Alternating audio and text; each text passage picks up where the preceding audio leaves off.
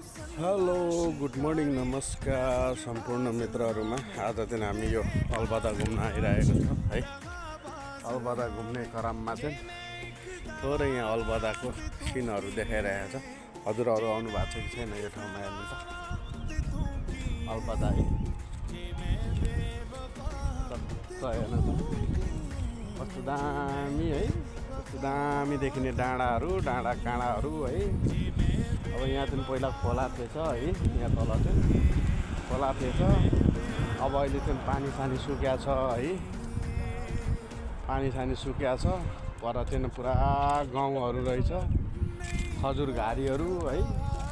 यो बाटो चाहिँ सिधा जाँदाखेरि तपाईँलाई यो बाटो सिधा जाँदाखेरि जोरदान पुग्छ, जोरदान बोर्डर है। ल हेर्न सक्नुहुन्छ हजुरहरूले, कस्तो दामी छ है।